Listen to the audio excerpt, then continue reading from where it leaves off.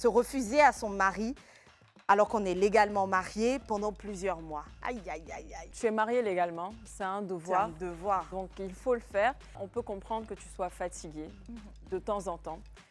Mais après, ça ne peut pas aller jusqu'à 1 mois, 2 mois, etc. Parce qu'au bout d'un moment, il ne faut pas aussi t'étonner que ton homme te trompe après. La soumission, pour moi, ça vient naturellement. La soumission, c'est quelque chose qui vient par rapport au comportement de l'homme qui est en face de nous, parce que c'est l'homme, dans le fond, qui donne le ton de la relation. Nous sommes chanceux d'avoir une émission comme Le Club, bien sûr. Voici là un programme qui développe surtout les sujets, les réalités qui nous environnent, dans le simple but de nous aider à mieux appréhender les choses et savoir surtout comment se bonifier. Voici là un programme qui œuvre pour notre bien-être. Voici maintenant l'heure du club. Bienvenue.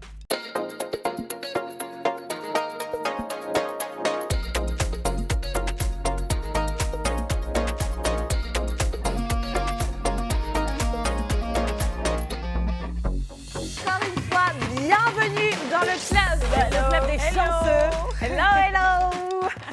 Comme témoignage, on a plusieurs personnes qui ont dit, après être passées sur ce plateau, avoir l'impression que la chance leur a enfin souri. Du coup, restez chanceux en suivant ce programme. Bonsoir les filles, comment allez-vous? Bonsoir les bénis, parce que notre plateau, il est béni. Bonsoir. Exactement. Je vais super bien. Bonsoir Esther, bonsoir Niki. Moi aussi, ça va très très bien. C'est Niki qui a raison, c'est même le bon mot. Oui. Bénédiction. Mais bon, vu que dans ce monde, il y a des croyants et non-croyants, on a gardé ce thème et les croyants restent accrochés au bon terme, au bon mot pour eux, qui est la bénédiction. C'est bien dit, c'est bien dit. Est-ce que vous aurez quelque chose qui vous a stimulé tout au long de la semaine, par exemple? Là, maintenant, comme ça, là, ça me vient pas, non, pas forcément. Ça peut même être un seul mot, genre Antonella, courage, Antonella, bravo. Je sais pas, quelque chose qui vous a permis de vous dire que les choses peuvent être encore meilleures ou du moins, il faut apprécier ce qu'on a sur place. Ah, moi, j'ai quelque chose qui m'a stimulé quand même, l'émission qu'on a eue avec Fabrice Famini. Voilà, ça m'a stimulé. Oui, toute la semaine, j'ai réfléchi, je me suis dit, écoute, vas-y, écoute, il y a certaines choses qu'il faut laisser. Tu vois, non, j'ai pensé à l'émission là jusqu'à... Pour rappel, elle parle de cette émission avec ce professionnel où on parlait d'amour, ou du moins ce qu'il faut appréhender pour avoir une bonne base dans son couple. Oui. Ouais, si on va parler d'émission, moi c'était plutôt avec ma mange, donc c'était bien. Avec ouais, notre cool. CP Emmanuel Aïe. La revoir comme ça, toute souriante, ça donne envie de vivre, ça donne envie de se battre, peu importe les obstacles. Ça donne, c'est sûr. Moi, c'est pas émission, mais c'est pensée personnelle et le mot, c'est... Esther, enfin, le bonheur commence par toi-même, ne l'oublie pas, parce qu'on a un peu trop d'attentes envers les autres. Ça, c'est l'erreur à ne surtout pas faire, parce que finalement, toi aussi, tu peux t'ériger en poison pour les autres, parce que tu te dis tellement souffrir, ou alors traverser beaucoup de choses, que c'est toi qui veux qu'on te donne seulement et... tu veux pas donner aux autres. Tu n'as pas la bonne attitude peut-être envers les autres. Enfin, alors, je veux parler de sujets ou de pensées qui font du bien, parce qu'aujourd'hui, on va plutôt parler de sujets qui fâche. D'accord? Attends, Antonella, moi j'ai toujours dit que c'est pas bon qu'on se retrouve à toi ici. Parce que quand on se retrouve à toi ici, il y a des choses qui se passent là qui sont pas bien. C'est pour ça qu'on parle du bon, du bon pied. En se rappelant que la vie est belle, que le bonheur commence par soi. C'est un piège. Il n'y a pas assez de sujets qui fâchent comme ça, on va venir parler d'un sujet qui fâche. C'est vrai, et puis ces temps-ci, la toile est trop mouvementée. C'est que quand tu te réveilles, il y a toujours un nouveau dossier. Ah, c'est que tu as compris. Quand tu dis il y a tellement de sujets, effectivement, il y avait genre 3 manuscrits comme ça, de 1000 pages chacun, où on avait 10 000 sujets. C'est une très belle idée. On va piocher, voilà. Non, j'ai pas pioché. J'ai plutôt utilisé l'approche des sujets d'actualité. Nick, il a bien dit, en fait, on remarque en ce moment sur la toile tous ces sujets qui fâchent, qui ont fait couler beaucoup d'encre. Parce que qu'ils soient intéressants ou non aux yeux de certains, ce sont des sujets qui rôdent, qui sont des réalités de notre environnement. Du coup, que ce soit avec les internautes ou même sur certains plateaux télé avec nos confrères, consoeurs de la télé, ce sont des sujets qui ont été déballés comme ça pour pouvoir susciter des débats, des échanges. À ce moment-là, je te vois venir, Esther. Non. Je te vois venir. En fait, le problème, c'est qu'il y a quelque chose qu'il faut pas oublier. Avant de commencer l'émission, il ne faut pas oublier de dire que nous aussi, on est enfants des gens. Mais c'est ça. Quand vous allez nous insulter là, Hein?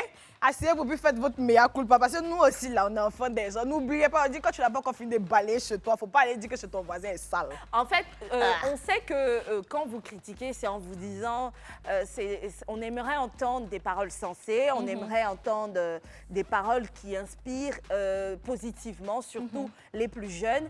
Et donc, lorsque vous critiquez, gardez cela en tête. Tant que le raisonnement semble ne rien pervertir pour autant, même si vous ne partagez pas la vie, ayez une approche plus ou moins modérée, s'il vous plaît, parce qu'on n'est pas en train d'instruire ou de dicter. Nous sommes simplement à chaque fois en train de donner nos avis, pas plus que ça. Mais avant même qu'on ne mette les pieds dans le plat, moi, il y a une situation qui m'est arrivée la semaine dernière.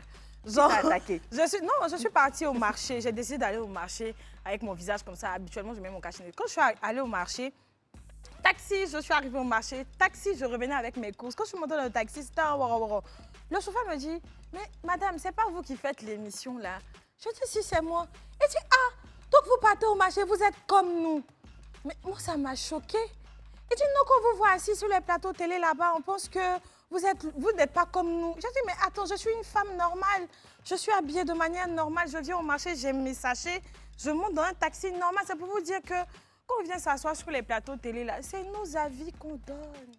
C'est pas pour faire du mal à quelqu'un. Tu vois un peu? En fait, Niki, elle prévient au début, comme ça, elle sait qu'après, ils seront un peu plus tendres avec toi. C'est une petite stratégie. En tout cas, chose dessus, moi, si je suis dans le Warren et que ma star à côté de moi, je vais m'exclamer comme la personne. Pas parce que je considère qu'elle n'est pas comme nous, pas comme moi, mais parce que je serais toujours surprise de me dire que là où je la considère peut-être plus privilégiée que moi, elle ait accès aux mêmes choses. Mais croyez-moi, il n'y en a pas encore dans le milieu qui ont atteint le niveau de Zuckerberg ou même du patron Fabrice Hauenel. Donc, il y en a certains qui font leur bonhomme de chemin. Normalement, si tu suis les étapes normales de la chose, Niki exerçant depuis 1 an et demi, excusez-moi, elle n'est pas censée avoir une Bentley. Si elle l'a, c'est qu'elle fait des choses pas correctes. Non, attends, mon père peut me donner aussi. Oui, il y a ça également. Mais excuse-moi, tu as raison. Mais du coup, quand il y en a qui ne le font pas, ayez une attitude plutôt louable envers la chose, en leur souhaitant de belles choses pour leur carrière, financièrement, tout ce qu'on sait que vous nous souhaitez. C'est ça. C'est ça. Et puis, on vous les souhaite également. Bon, alors, des sujets qui fâchent. Moi, je ne voulais pas qu'on commence. C'est pour ça qu'ils essaient de retarder la chose. Elles essaient de gagner du temps. Éviter de trop parler. Elles essaient de gagner du temps. Alors, les filles, on va aller comme à l'école, pour que vous soyez concentrés. À l'école, c'était quoi le titre? Titre, sujet qui fâche. Allez, on note. Grand 1. Notez, la soumission de la femme. Et il me fait bis. Pourquoi? Comment? Et quelles en sont les limites? Ça fait jaser quand même un moment. Ah, ça a fait jaser cette histoire-là, la soumission de la femme.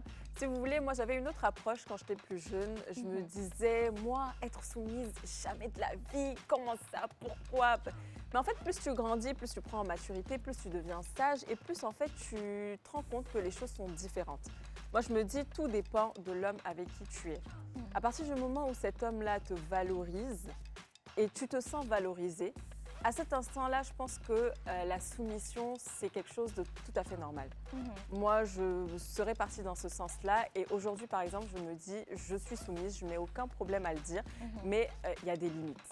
Maintenant, après, on verra bien sûr les limites de la soumission.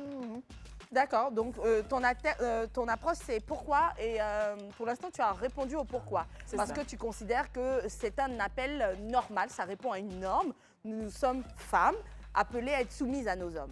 Donc, je n'ai pas encore le comment et les limites avec toi, mais c'est pas mal. On va lentement. Pourquoi? Est-ce qu'on devrait être soumise ou pas déjà, d'ailleurs, selon toi? Bon, après, moi, j'aimerais bien qu'on définisse la soumission. Parce que après, dans les débats, j'ai vu beaucoup de choses qui sortaient carrément du contexte de la soumission. La soumission, c'est quoi? C'est pas se coucher par terre et puis être le larbin de quelqu'un d'autre. Voilà, c'est juste respecter la personne. Quand tu es soumis à quelqu'un, c'est-à-dire que tu considères la personne d'une certaine manière. Et qu'est-ce qui emmène la soumission? C'est le respect de l'homme, tout simplement. Je rejoins Antonella. Tu ne peux pas être soumise à un homme qui ne te respecte pas, qui te frappe, qui te donne des paroles qui ne sont pas valorisantes. La soumission, pour moi, ça vient naturellement. La soumission, c'est quelque chose qui vient par rapport au comportement de l'homme qui est en face de nous, parce que c'est l'homme dans le fond qui donne le ton de la relation. Quand j'étais plus jeune, à l'église, on nous parlait, on nous disait que non, quand tu vas rentrer dans ton foyer, il faut que tu sois soumise à ton mari. Mais moi, je ne comprenais pas franchement le sens de sois soumise à ton mari. Je ne comprenais pas, je me disais que, mais genre d'être soumise comment? Je dois faire ça. Quand on te dit ça, tu te braques forcément. Tu te braques forcément, tu te dis non, mais je dois faire quoi? Mais c'est en ayant des relations que j'ai compris, parce que je me suis retrouvée avec des personnes en face de moi qui ne me valorisaient pas, qui n'étaient pas, comment je vais dire ça, qui n'étaient pas attentionnées, en tout cas, qui ne me donnaient pas la place que je mérite en tant que femme. Et là, franchement, je n'étais pas soumise. J'étais pas soumise parce que ça ne venait pas naturellement. Mais quand je me suis retrouvée avec quelqu'un qui a commencé à me brandir, quelqu'un qui a commencé à me donner la place que je mérite en tant que femme, c'est venu naturellement. Donc, du coup, c'est ça mon approche. Maintenant, les limites, non. Ça, on en vient. On reste au pourquoi. On n'a même pas encore entamé le comment. Alors, les filles, effectivement, je pense que dans l'ordre naturel des choses, c'est ce qu'il faut faire.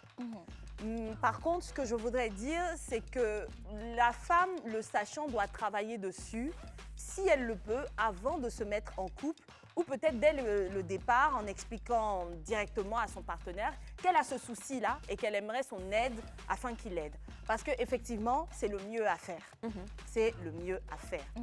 Dans le fond, c'est ce que les hommes attendent de la femme. Donc, en fait, dans un certain sens, c'est même plus forcément et nécessairement à nous d'apprécier.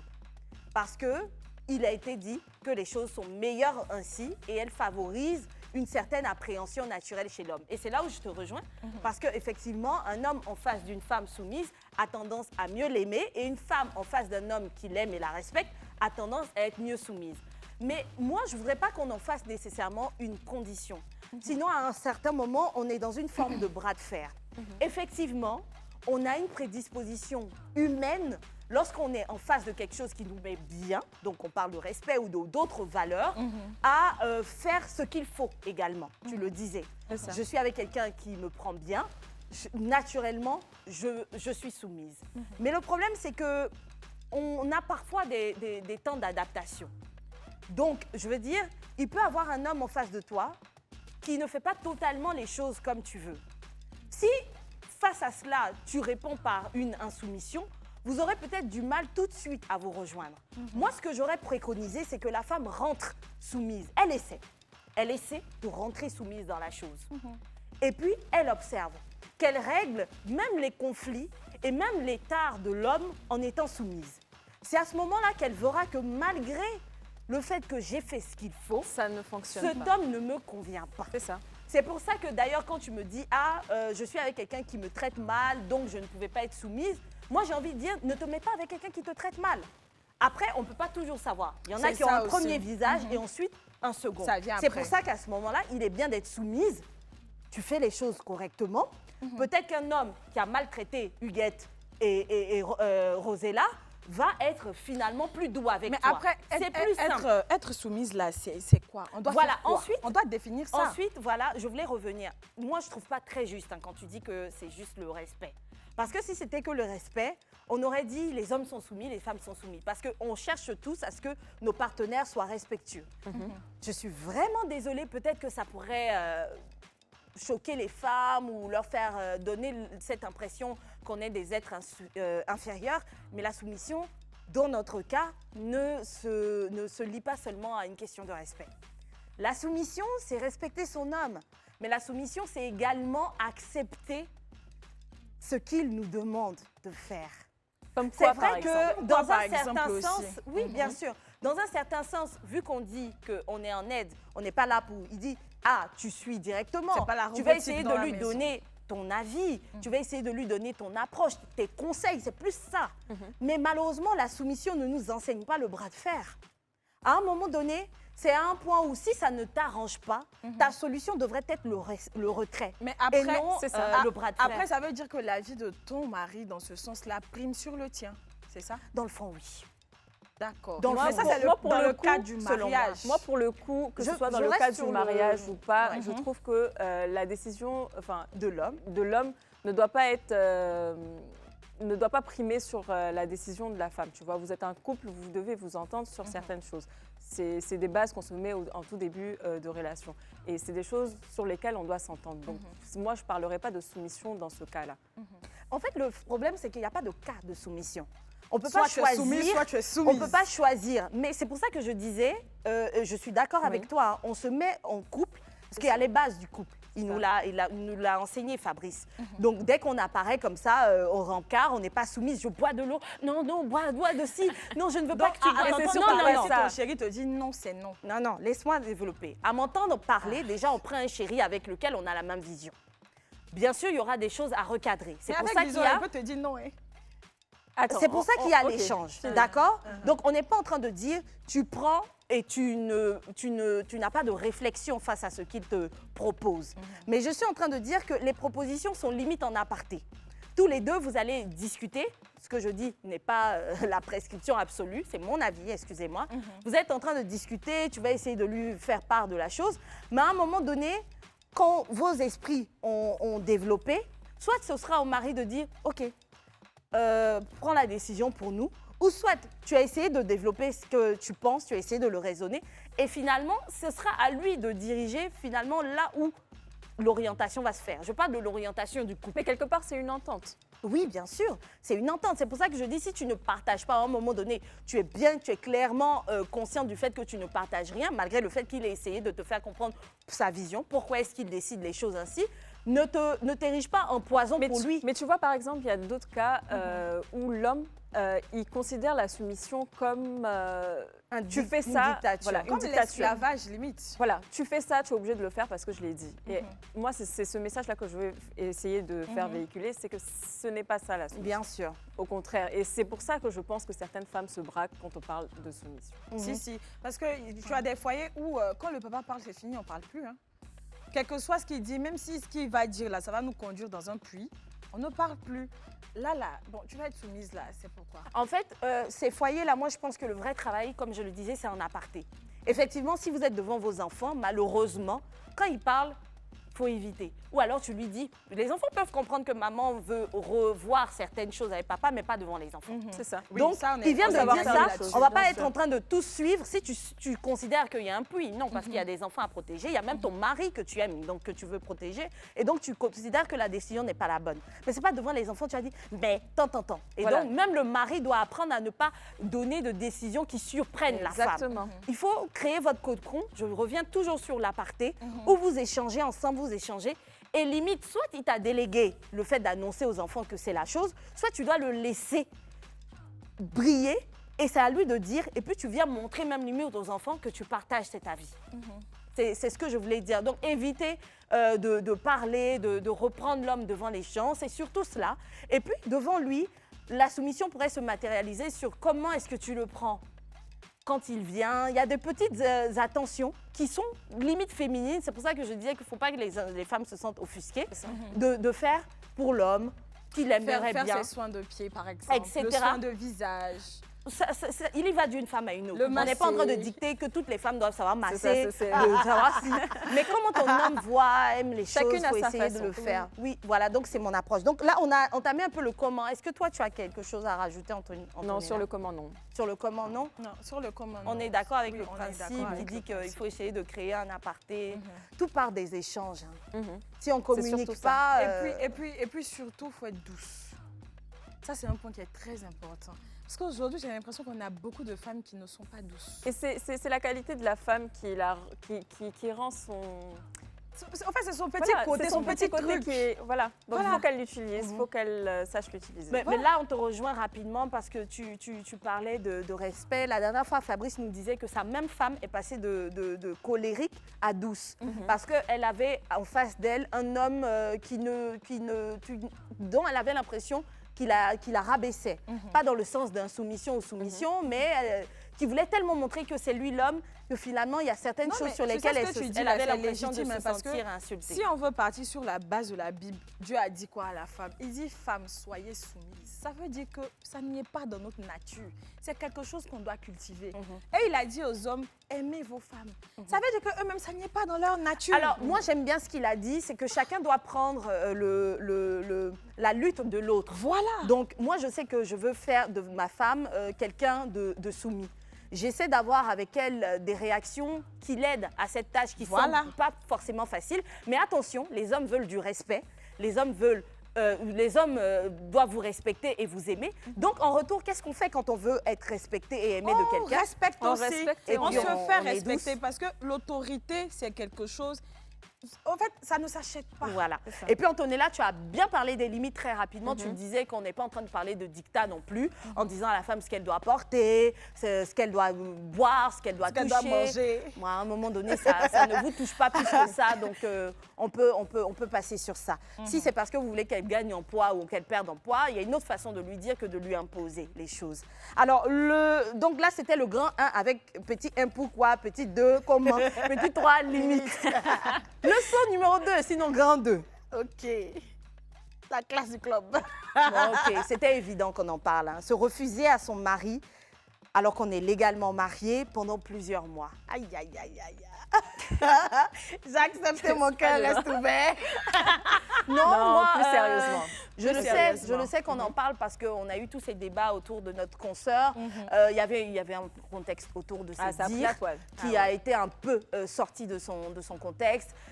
Du moment où, heureusement, elle nous a réexpliqué ce qu'elle voulait dire, on va le prendre comme ça. Et puis, chacun a le droit de faire les choses comme il faut. Il faut juste s'assurer qu'on a un genre de partenaire qui accepte et tolère ces choses-là. Ne pas commencer d'une telle manière et puis après, finalement, voilà. Donc, c'est bien lorsqu'on rencontre quelqu'un ou avant de se marier de dire « Ah, moi, par moment, je peux te refuser les choses pendant plusieurs mois. » D'ailleurs, Niki, toi, une fois, on en parlait, quelle était ton approche sur la chose? Non, moi, je disais qu'il est légitime pour quelqu'un de ne pas avoir envie souvent.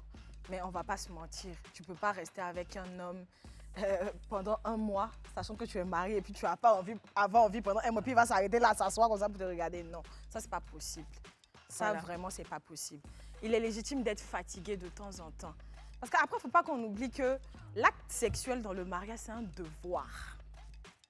Quand il n'y a pas ça, c'est passible de poursuite judiciaire. Parce qu'on te met en prison. On te met en prison pour ça. Parce qu'on se marie, c'est pour ça.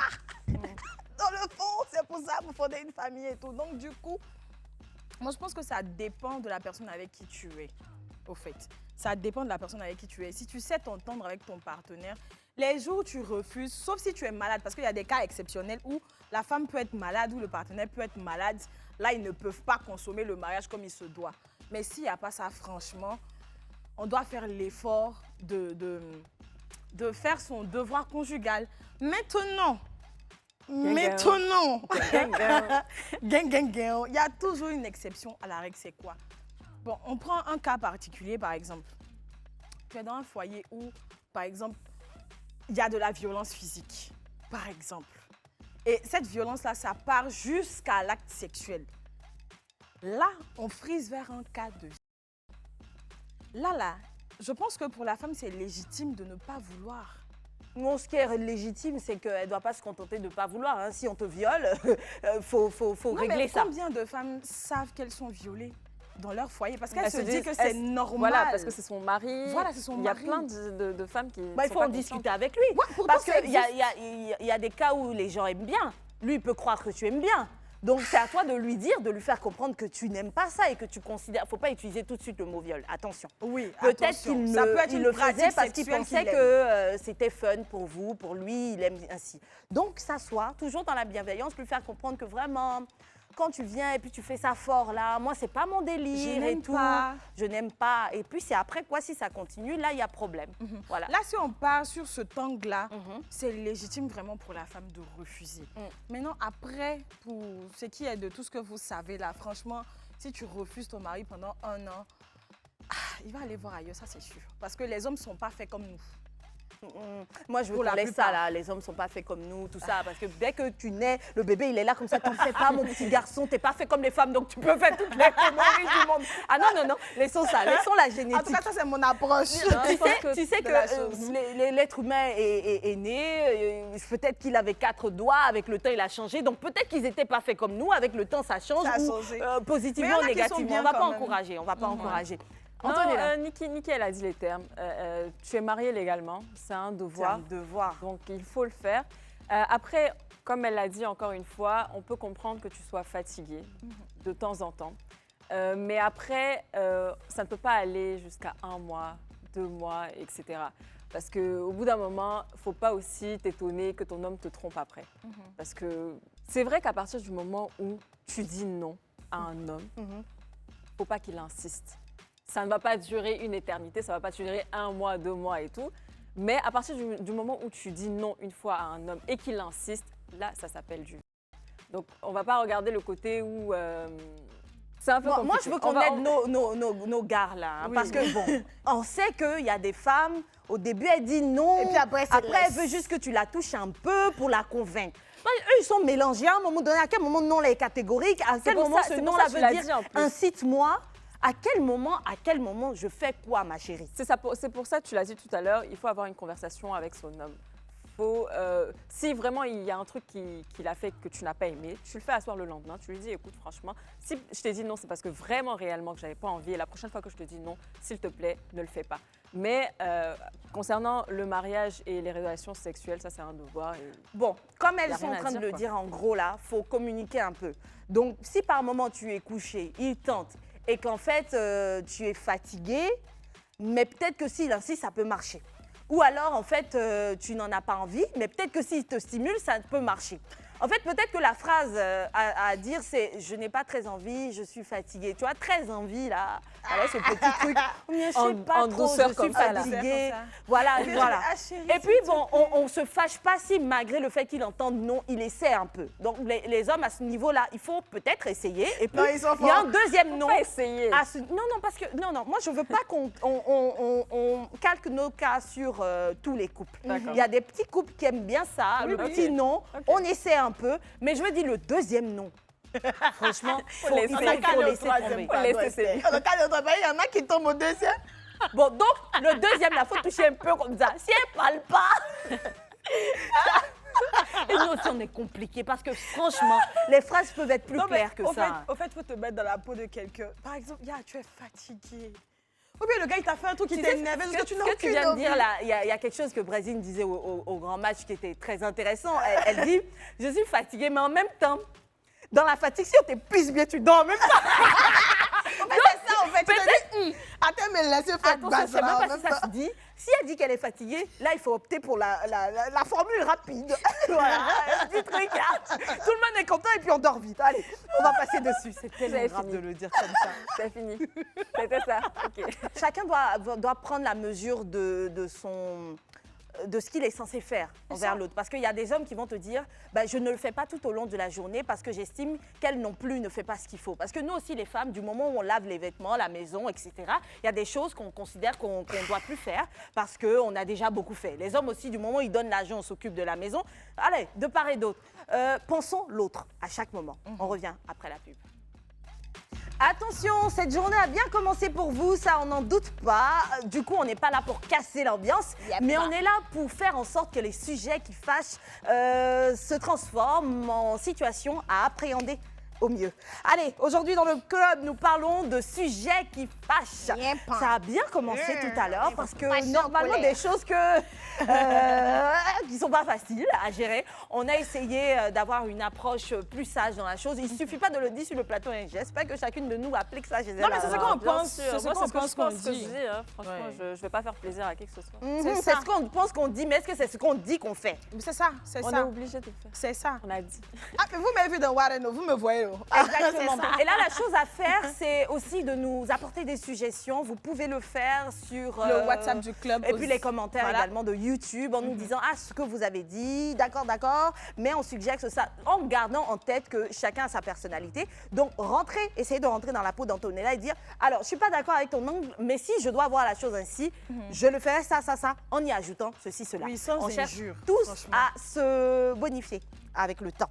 Allez, on était dans une approche méthodique des choses. On a fait un grand 1, un grand 2. On a au grand 3. Pas mal. Maintenant, nous sommes au grand 3 qui dit faire un enfant parce que son âge avance.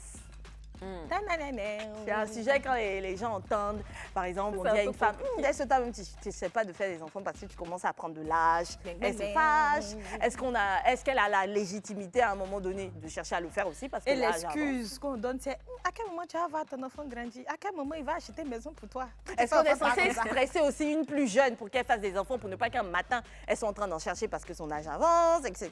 Ça fâche. Après ça, qu'on le veuille ou non, c'est quand même une pression parce qu'il y a un âge limite. Tu vois, s'il n'y avait pas un âge limite, on aurait eu le temps qu'on voudra. Petite prière pour la science. Déjà, c'est quoi l'âge limite selon toi?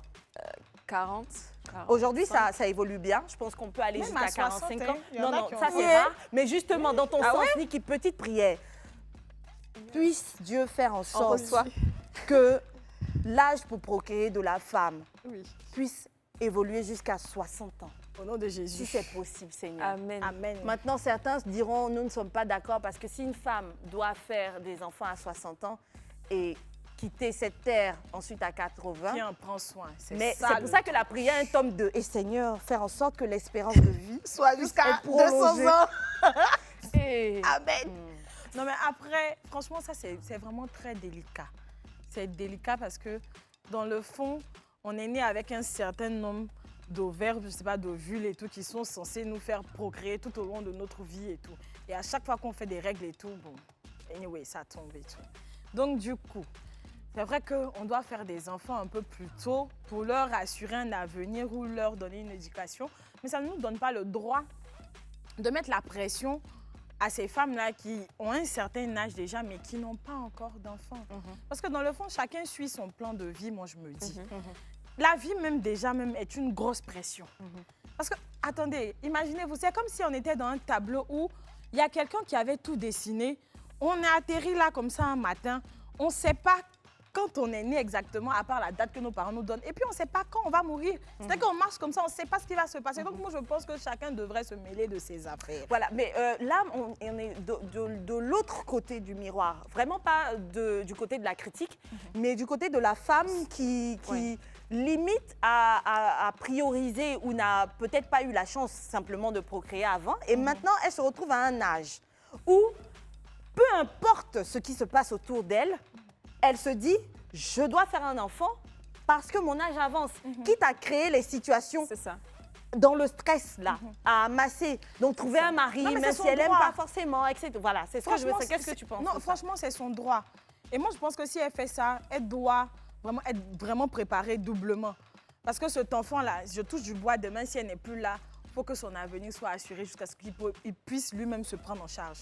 Donc, c'est son droit. Tout le monde a le droit de faire un enfant quand il veut. Quand il le sent. Sauf que la médecine dit autre chose. Vaut mieux faire plus tôt que plus tard. Et ça, c'est pour des raisons de santé. Donc, est-ce que tu fais ton enfant plus tard, sachant que ça sera beaucoup plus compliqué, ou tu préfères faire ton enfant plus jeune et au moins là, tu es safe et tu sais que tout ira bien? Donc, moi, personnellement, je ne sais pas trop. Après, dans tous les cas, c'est compliqué aussi. Parce que plus jeune là aussi, tu n'as pas les moyens souvent. Qu'est-ce que vous penserez d'une femme qui décide de faire un enfant étant célibataire? Qu'est-ce que vous penserez de ça? Mais moi, à un moment de ma vie, j'avais pensé à ça. On lui explique d'abord. C'est-à-dire, tu as une femme qui, par la force des choses, n'arrive pas à se caser. Pas parce qu'elle est fermée ou peut-être parce qu'elle n'a pas forcément le bon caractère. Elle y travaille, pas de souci. Mais une chose de sûre, elle ne gagne pas garçon, comme on dit, elle ne gagne pas mari. Mais elle veut un enfant. Même si elle ne veut pas, elle approche de cette fameuse quarantaine dont tu parlais. Et donc, soit elle le fait maintenant, soit elle n'en aura jamais, selon elle, parce que c'est un peu plus complexe. Ou même, peut-être même qu'elle fait des examens et les médecins lui disent c'est cette année ou jamais. Donc, on a une femme dans ce cas-là. est-ce qu'on lui accorde le fait de ne laisser le choix à l'enfant de ne pas avoir de papa, ou en conscience de ça, elle doit quand même faire l'effort de prendre quelqu'un parce qu'il y a toujours des dragueurs et c'est elle qui ne veut pas trouver parmi eux? Ou alors on lui accorde le fait de se dire elle va faire une fécondation quelque part là-bas et puis être le papa et la maman, la décision, quitte à ce que ça ait un impact sur la vie de son enfant. Après, l'enfant a besoin d'un père et d'une mère. Même s'il est élevé par une mère seule, il va toujours ressentir ce besoin, ce vide-là du père dans sa vie. Donc ça, c'est très compliqué. En fait, c'est ça. Il ne faut pas être égoïste et penser qu'à toi. C'est-à-dire, c'est vrai que tu seras heureuse d'avoir un bébé, mais ça serait bien quand même aussi que ton fils ait un papa et un bon père surtout. Faut pas aller piocher parmi les dragueurs que tu connais à peine. Justement, donc elle fait comment? Ça fait 3 ans, par exemple, qu'elle est sur le process. Non, mais moi, je pense que si vraiment elle veut un enfant et qu'elle a les moyens de le faire par in vitro. Quitte à ce qui n'est pas de papa. Voilà. Et si elle n'arrive pas à trouver quelqu'un avec qui elle se sent bien, qu'elle ne force pas. Selon toi, à ce niveau-là, c'est pas de l'égoïsme. Ouais, parce qu'il ne faut pas prendre n'importe qui aussi. Moi, après, je ne suis pas d'accord. Il faut qu'elle pioche dans ces dragueurs-là. Ça veut dire que... Non, mais attendez, c'est la vérité. On a des enfants. Il y a la banque de sperme qui existe. Il y a des enfants qui naissent, mais après, qui demandent, mais c'est qui mon papa? À quoi il ressemble et tout? Tu vois, l'enfant, il commence à déprimer.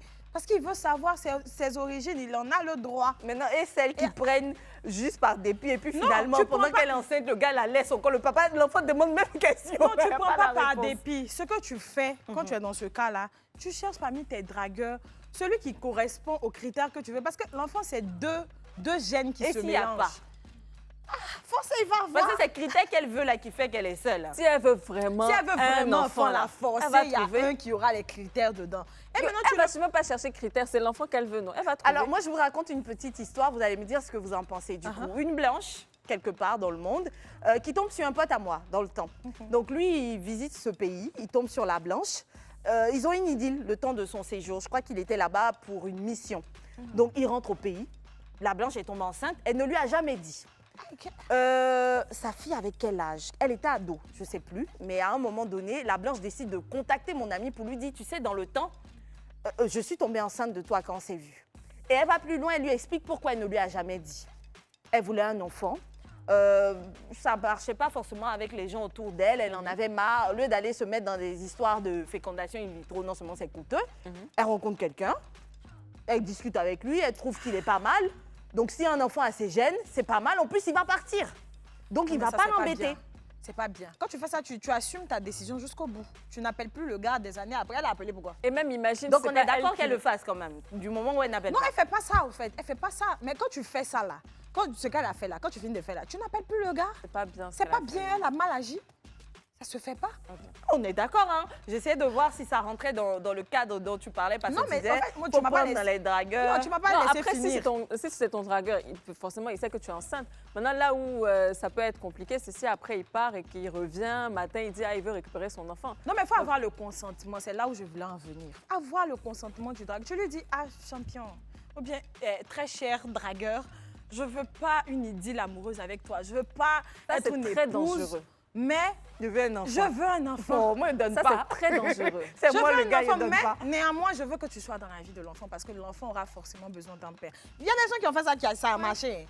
Ouais. En tout cas, s'il est dans la vie de l'enfant, parce qu'il ne faut pas lui dire, je veux un enfant et tout, et puis bon. Non, il doit être dans la vie de l'enfant. Il doit jouer son rôle de père. Maintenant, s'il lui dit, il veut pas aussi. Écoute, ça peut être une solution, parce qu'elle aussi, la dame, là, elle est compliquée. C'est quoi son enfant là-bas, elle est célibataire. Et puis, c'est elle qui veut un enfant. Ok. On va passer. La vie, là, c'est pas facile. On va passer au prochain sujet. Grand 4, les filles. Yes. Accepter l'enfant adultérin de son mari. Je sens qu'il y a des gens qui vont. Alors moi, je me souviens une fois, on avait fait une émission et tout. Je ne sais pas si je peux me permettre de le dire. Oui. Alors Niki, elle avait dit que non, pas du tout. Et j'ai vu une vague de haine contre Niki. Je ne sais pas pourquoi. Parce que moi, personnellement, je ne l'accepterai pas. Parce que pour moi, c'est un manque de respect. Encore même, tu me dis, tu m'as trompé, on est mariés et tout ça. Et bon, je peux et encore essayer de comprendre parce qu'il y a la situation familiale, il y a les enfants et tout ça. Mais tu vas faire un enfant dehors et tu vas venir me dire, voilà, j'ai un enfant dehors et puis je vais accepter. Mais franchement, chacun son éducation et chacun sa culture. Hein. Mais moi, chez moi, là, Mais tu sais ce qu'ils surtout, disent, chacun sa sensibilité. Tu sais ce qu'ils disent, quand j'ai lu beaucoup, parce que le sujet là, c'est remonté 2 jours là sur les réseaux sociaux. C'est comment je lis beaucoup, c'est mais vous êtes de mauvaises femmes. L'enfant, il n'a pas demandé à venir au monde. Et ça, c'est les hommes. Donc tu dois le prendre. Non. Moi, je pose le truc sur la table. Si moi, Niki, je suis une femme mariée dans mon foyer, j'ai des enfants avec mon mari, qu'un matin je ramène une grossesse à mon mari et que je lui dis, bah écoute chérie, je t'ai trompée et je suis enceinte. Est-ce que mon mari va m'accepter avec cette grossesse-là? Et qu'est-ce que même vous Parce que cet enfant-là n'a pas demandé à naître. Tous ceux qui ont écrit sur, comment ça s'appelle là, sur la page et qui t'ont critiqué, qui t'ont insulté, je suis sûre et certaine que si c'était une femme qui avait fait un enfant ailleurs, qui était venu présenter l'enfant à la famille, vous tous les mêmes là, vous allez l'insulter. Mais là, il ne faut pas aller loin. Il y a eu la polémique sur Facebook 2 jours là. Il y en a même qui veulent aller faire des tests ADN parce qu'il y a un monsieur qui s'est rendu compte qu'il a élevé des enfants qui n'étaient pas les siens. Oui, mais j'ai vu cette histoire. Là, ils ont chargé la dame. Mais oui. Ils l'ont soulevée jusqu'à... Ils n'ont même pas pu la déposer. Qui a dit que c'est dans l'ADN de l'homme de ne pas rester tranquille. Donc, c'est pour ça qu'il change. On dit, toi-même, tu dis que l'ADN de la femme est fidèle. Donc, non, je n'ai pas dit que l'ADN de la femme est fidèle. Mais c'est l'ADN. C'est que nous aussi, on a le choix de choisir si on veut rester ou on veut partir. Enfin, moi, c'est juste la haine contre Niki que j'avais en fait, le truc, c'est quoi? C'est qu'on a cette culture-là, excusez-moi si ça va choquer des mœurs, on a cette culture-là de l'hypocrisie que je ne comprends pas. Franchement, combien de femmes, dans le fond, vont bien traiter? C'est vrai qu'elles vont accepter, mais combien vont bien traiter l'enfant que leur mari a eu dehors chez elles? Tu peux pas, tu le laisses. Parce qu'il y en a même qui frappent. Moi, j'ai vu une photo d'une petite fille sur Facebook qui a été battue par sa marade. Elle devait avoir quoi? 2 à 3 ans. C'est horrible. Enfler le visage de l'enfant. Mais qu'est-ce qui peut pousser un adulte à frapper de la sorte un enfant de 3 ans si ce n'est pas la colère? On tient à le rappeler qu'on n'encourage pas et on ne soutient pas ce type de colère. Mais moi, j'ai une petite question. Je ne comprends pas. L'enfant, c'est quoi? Sa maman est décédée? Sa maman n'est pas décédée. On dit que l'enfant a les mêmes droits que l'enfant. Non, je veux dire, je ne sais pas, je suis d'accord, il est là. On ne va pas commettre de meurtre. Il est là, il n'y a pas de souci. Mais si ce n'est que sa maman est décédée, pourquoi il est censé rentrer quelque part où il a été façonné dehors? Je veux dire, pourquoi on doit imposer sa présence dedans finalement? Bon, est-ce que sa maman finalement, elle veut plus de lui? Et du coup, si sa maman ne veut plus de lui, pourquoi c'est l'autre maman qui doit vouloir? Forcément, et à ce niveau, c'est une obligation. J'avais vu un commentaire là-bas où il y a un gars qui disait que non, mes enfants, c'est mon sang et tout, mes enfants ne doivent pas rester dehors. Je t'ai mis chez moi, c'est pas mes enfants qui vont rester dehors. Où est la logique au fait? Où est la logique? Parce que la personne qui est dans ton foyer là, la femme que tu mets dans ton foyer aussi, c'est pas un animal, c'est pas un pantin, c'est pas un bois. En tout cas, moi, dans elle mes a des croyances, sentiments. Là, moi, j'ai lu la Bible. Dans la Bible, là, ils ont écrit que l'adultère, là, c'est un péché.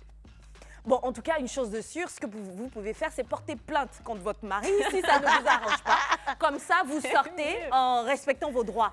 Mais ça, c'est sur la base de l'entente de départ. Si le gars même vous a dit qu'à la base, il est polygame, vous ne pouvez plus vous plaindre.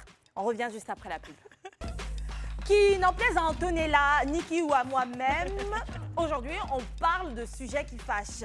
On essaie d'avoir des approches progressives comme ça sur chacun des sujets pour essayer de voir comment est-ce qu'on peut arriver, si on se retrouve dans de tels cas, à prendre les situations au mieux. Faire les choses comme il faut, le mieux possible.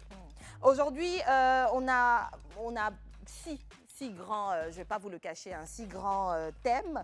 Et on était au 5e à présent, où l'intitulé, c'est ceci. Mon homme a obligation de me donner de l'argent. Attention, l'intitulé dit obligation. Donc, il faut le prendre vraiment avec cette approche, quitte à dire d'abord ce qu'on en pense et, selon nous, qu'est-ce qui devrait en être. Ou alors, si on est d'accord, pourquoi. Donc, sujet qui fâche numéro 5 dit ceci. Ça fâche les hommes, parce que je pense que beaucoup de femmes diraient non, il n'a pas obligation sans se fâcher. Même quand elles ne sont pas d'accord avec. Mais sinon, les hommes, ça peut se comprendre ou non, qu'ils ne soient pas forcément d'accord avec la chose. Alors, mon homme a-t-il, vos hommes, selon vous, les hommes ont-ils obligation de vous donner de l'argent? Alors moi, c'est le mot obligation qui me dérange quelque part. C'est-à-dire, mon homme, il peut me donner de l'argent parce que je suis sa femme, il doit m'entretenir. Des petits cadeaux par-ci, des petits cadeaux par-là, c'est important et surtout quand on a un foyer. Donc ton homme devrait t'entretenir. Devrait, voilà. Donc, et si ton homme ne t'entretient pas? Je ne saurais pas tout autant. Enfin, est-ce que tu acceptes une relation déjà où ton homme ne t'entretient pas? Oui, j'en ai déjà eu plusieurs. Donc franchement, aujourd'hui, moi je me dis, si un homme devrait me donner de l'argent, c'est parce qu'il a envie de le faire et ce n'est pas une obligation. Et moi, je parle encore pour moi, c'est parce que je suis une femme qui a décidé de travailler, d'avoir une vie sociale et d'avoir une entrée. Donc personnellement, je ne trouve pas que ce soit une obligation. Après, si ta femme, elle est femme au foyer, là, au contraire, c'est une obligation. On en a parlé ici. Ça ne peut aussi, dans mon sens, jamais être une obligation que de devoir entretenir une femme. Mais ça peut être un souhait pour une femme d'avoir un homme qui l'entretienne. Moi, par exemple, je ne vais pas le mentir, je ne pense pas qu'un homme soit obligé de m'entretenir. Mais j'aimerais bien qu'il m'entretienne, malgré le fait que je travaille. Du coup, je ne vais pas embêter quelqu'un. Si je sens qu'un homme ne partage pas ce type de valeurs, je ne vais pas lui dire, vas-y, c'est ton devoir de m'entretenir. Non, ce n'est pas la chose à faire. Mais par contre, je vais essayer de regarder du côté de ceux qui veulent bien entretenir. Voilà, voilà, parce que je pense que... Faut pas faire comme moi, non, je le dis et j'assume. Pour moi, l'homme devrait faire le minimum de son foyer. C'est à lui que revient la charge de me trouver un toit, de me nourrir, etc. Et même de m'aider à glow, tu vois, même participer à tout ce qui m'aide à m'entretenir. Par contre, c'est vrai qu'on dit l'argent de la femme, c'est la femme, etc. Mais moi, j'ai envie d'utiliser mon argent à ce niveau-là pour faire du bien à ma famille, pour faire certaines choses, mais surtout lui offrir des cadeaux. Parce que je sais qu'en faisant ça, il se prive de certaines choses. Donc c'est à ce moment-là que je n'ai pas envie que son argent me serve pour lui, mais j'ai envie que je ne vais pas travailler, me chercher. Et puis finalement, il y a eu un vrai cadeau, une petite Rolex, là, pourquoi pas? Tu vois, je trouve ça très intéressant. Sinon, je ne vais pas mentir. J'aimerais bien que mon homme puisse... m'entretenir, mais à ce moment-là, c'est à moi également de pouvoir respecter ce qu'il attend de moi. C'est ça. Connaître ce qu'il attend de moi et respecter, si ça m'arrange, sortir, être avec lui et puis respecter cela jusqu'à ce que la mort nous sépare. Ok. Bah écoutez, moi j'aimerais bien que mon homme s'occupe de moi. Il n'a pas obligation de me donner de l'argent, ça c'est sûr. Franchement, le mot obligation même est mal placé même dans la phrase parce que il sait comment il souffrira son argent. Moi, je dis ça toujours. Je ne sais pas comment tu souffriras ton argent, donc je ne peux pas faire gris-gris dessus avec toi. Mais tu as obligation de t'occuper de moi parce que si je suis belle, il vont dire que son homme s'occupe bien d'elle. C'est comme ça, au fait. Et puis le truc aussi, tu as parlé tout à l'heure de, vu que je travaille et tout, même si tu travailles et tout, il doit savoir que tu as des besoins, franchement. Que tu travailles ou pas, il doit s'occuper de toi. Franchement. Mais obligation de te donner l'argent là, mais le verbe, finalement, tu sais que le verbe qui symbolise l'obligation, c'est devoir. Donc quand tu me dis il doit s'occuper de toi, finalement, tu es en train de dire il a obligation de s'occuper de sa femme. Non, mais là, on parle d'obligation de donner de l'argent. Justement, laisse-moi terminer. Je voulais le dire. Hein. Toi, tu considères qu'effectivement, l'homme a obligation de s'occuper de sa femme. Du moment où il s'occupe de sa femme, il le fait à bien, c'est bon. Maintenant, là où cette obligation se limite, c'est le fait qu'en plus de faire ce qu'il faut, il doit lui donner de l'argent. Là, tu n'es pas d'accord. C'est ça, Niki? Attends. Quand tu dis il doit s'occuper de toi, il doit s'occuper de toi. Et chaque femme a son... Non, mais on rentre dans le cas de ce qu'Esther a dit. La maison. La maison. Non, il faut tout citer. Oui. Non, je ne veux pas tout citer parce qu'il y a beaucoup de choses. Non, ça aide. Il y a la maison, souvent me donner des cadeaux, souvent me procurer quoi, une couverture maladie peut-être. Ça rentre dans les trucs. Il doit s'occuper de moi et des enfants. On te prend au mot. Si l'homme t'a donné un domicile, si il t'a assuré la sécurité santé, il n'y a pas que ça, hein. Tu ne vas pas prendre que ça pour faire les 2 pièces je sais pas, du puzzle. Nous, on ne souhaite pas le faire, on souhaite surtout que les internautes puissent être sûrs d'avoir compris, même nous-mêmes, d'avoir compris ce que tu sais. Oui, parce que si vous n'avez pas compris, dites-moi, je vais réexpliquer. Franchement, moi, je n'ai pas compris. En tout cas, dans ma culture, c'est l'homme qui s'occupe de sa femme. Quand on dit l'homme s'occupe de sa femme, là, il doit procurer un toit à sa femme. Il doit subvenir à ses besoins. Ça, de manière générale, c'est l'homme qui s'occupe de sa femme. Parce que quand elle va aller au restaurant, les petits trucs comme ça, c'est besoin aussi. Vous le faites à deux. La vie de couple, là, ça regorge de beaucoup de choses. Là, il doit s'occuper de toi. La femme, elle a des besoins énormes, franchement. Mais quand l'homme, il fait tout ça, tu ne vas pas l'obliger encore à te donner l'argent tout le temps. C'est pas possible. C'est de ça que je parle. Donc la partie en fait de donner l'argent, en fait, tu considères que cet argent te revient à toi et toi seul. Donc, dans le sens où c'est ta famille, ta maison. Non, tu n'as pas compris. Mais les besoins, là, ils t'assistent comment? Il donne l'argent, mais il paye lui-même. Non, mais il peut payer comme il peut te donner l'argent et tout. Donc, il donne l'argent. Ça fait partie de votre quotidien. Mais là, comme elle a écrit cette phrase-là, c'est comme si, genre, quand tu dis, ben, je veux l'argent, pourtant il t'a déjà donné, il doit te donner encore. C'est ce que ça veut dire. Donc, il doit donner un peu, mais tu ne dois pas ajouter dessus. Arrêtez ça. Arrêtez ce que vous êtes en train de faire. Allez, laissez les gars en paix. À cause d'elle. Parce qu'on est toutes unanimes sur la question. Franchement. Panique. Non, je ne panique pas. La toile, vraiment, on a peur de vous. Non, je ne panique pas parce qu'à faire où on insulte, jusqu'à tes beaux-parents, jusqu'à on insulte tes parents qui sont décédés là-bas, respectez les parents. Dans le fond, voici quelque chose que nous trois avons dit. Dans le fond, on attend à ce que nos hommes nous assurent une certaine sécurité. Ça passe par le fait d'assurer tout ce qui est besoin primaire. Donc, s'occuper de la maison. Donc, c'est le monsieur qui paye la maison seul. Les filles, oui ou non? On n'a pas dit ça. Comment on arrive à nous comprendre? Non, on n'a pas dit Faut ça. dire. On dit que quand tu es une femme, que tu vois que ton mari fait assez pour toi, faut pas être greedy. C'est-à-dire S'il a les moyens de le faire, voilà, j'aime bien. S'il a les moyens de le faire, il le fait. Parce qu'au final, il le fait pour nous. Pas que pour faut moi. pas qu'on confonde besoin et caprice, surtout. C'est ça aussi. Et puis, il faut faire à la tête du client. Soyez réaliste. Et puis, ne soyez pas envieuse des foyers de vos camarades. Tu as un homme qui peut pas, qui peut faire jusqu'à un certain niveau. À un moment donné, il faut être réaliste. Et puis, n'oubliez pas, l'argent de votre homme, que vous connaissiez le montant ou non, ce n'est pas que pour lui et pour vous. Hein. C'est pour lui. C'est pour sa famille. Oui, et sa famille aussi. C'est pour vous. Et les enfants. S'il veut bien, un peu pour votre famille. Mais ne placez pas votre famille, vous voulez ou vous ne voulez pas, au même niveau que la sienne. Maintenant, les beaux-parents peuvent poursuivre leurs ordres s'ils ne s'occupent pas. C'est quel du tout commissariat? J'ai vu ça dans une loi quelque part là-bas. En tout cas, j'ai vu ça sur le net quelque part. Les hommes ont l'obligation de s'occuper de ça. En tout cas, si c'est la loi qui a dit. Mais si ce n'est pas la loi qui a dit, arrêtez de comparer. Parce que dans l'ordre naturel des choses, il ne faut pas qu'on se mente. La charité bien ordonnée commence par soi-même. Et l'homme, vraiment, il aime votre famille, mais lui-même, là, c'est lui, c'est vous, c'est vos enfants, ce sont ses parents.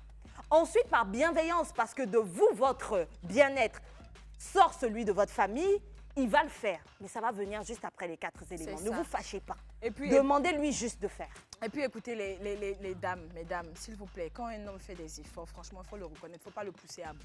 Bien sûr. Il ne faut pas le pousser à bout. C'est vrai qu'on est un peu avare quand même sur notre argent, mais de temps en temps, quand tu vois que le pain, il a assez fait, il faut partager aussi. C'est important. Et puis, même quand il a beaucoup d'argent, c'est pas mal de se lancer comme ça et puis de dire, je prends, je sais pas, une facture banale comme ça, Canal. Oui. Ça peut faire plaisir, hein, je pense. Allez, on va passer au dernier sujet. C'est rapidement, les filles. Moi, je veux. On est en train de me dire à l'oreillette qu'il est là, mais on peut le faire. Alors, sujet 6. Revenge. Comment se protéger? Il ne faut pas envoyer tout simplement. Non, après, tu peux envoyer, hein, mais c'est ta... Revenge, cette partie-là, vraiment. Ça, il a publié pour toi, tu publies pour lui, de façon là. En tout cas, si tu as envoyé, il faut savoir que c'est gâté derrière. Il faut savoir à qui tu envoies. Tu ne sais jamais à qui réellement tu envoies. Sauf si, bien sûr, c'est ton mari. Et encore même, on ne sait jamais, peut-être un jour va venir un divorce. Vous êtes tellement fâchés que le gars, il va se venger. Il va se dire, bon, voilà, elle, je vous survolez, les filles, vu qu'on n'a pas beaucoup de temps. Est-ce qu'on est d'accord? On part du thème, on part du principe que c'est ton mari. On va laisser les copinages parce que malheureusement ou heureusement, copinage a laissé tout ça là pour l'instant. Mais vue unique, j'en sais rien. Mais je pense qu'il faut éviter au maximum jusqu'à ce qu'il y ait une petite légitimité derrière la chose. Comme ça, on se dira, si c'est lui le fou d'avoir partagé aux autres. Là, je parle du côté... On en revient. Est-ce qu'avec son mari, on pourrait se donner le droit, puisqu'on a un niveau de confiance, de partager et de se faire des sortes... non, de partager... Ça dépend de votre relation. Hein. Non, mais très rapidement, c'est ton mari. Non, je ne suis pas à l'aise avec ça. Pas pour. Et toi? Oui ou non? Vraiment, moi, je suis d'accord. Regarde, si tu as gâté mon nom derrière, c'est Dieu qui va... C'est mon mari. On n'a qu'à faire nos trucs entre nous. Mais alors, si jamais il arrive qu'on arrive aux 2 autres cas, c'est-à-dire... Moi, je ne suis pas d'accord avec le fait de partager, par contre, nos cocons avec l'extérieur. Donc, c'est le fait qu'il y a certains couples qui ne voient aucun problème. On le voit hein, dans certains, si on peut le dire comme ça, des couples même avec leur consentement publié. Moi, je ne suis pas pour cela, mais bon, chacun fait comme il veut. Il faut que les deux parties soient d'accord. Moi, je ne suis pas pour. C'est ça aussi. Maintenant, s'il l'a fait là, maintenant, on rentre dans un cadre de violation des droits. Voilà, donc on n'est pas d'accord. Et même pour le revenge, c'est-à-dire à la suite d'un divorce ou d'un désaccord, qu'il publie ce qui s'est passé pour expliquer votre situation. Même si c'est pour expliquer son mal-être, tu rentres, elle rentre dans la situation de la violation des droits privés de la personne. Donc, on ne va pas le faire, mais vraiment, moi, je suis pour le fait de partager certaines petites choses avec mon mari. Les filles ne le sont pas. Allez, on va se laisser. Le plus important, c'est que vous soyez en symbiose. Et puis, tous faites les deux. attention. Je suis en train de conclure parce qu'on n'a plus le temps. On est vraiment désolé. Pas trop non plus. On ne peut pas. Allez, au revoir. Ciao.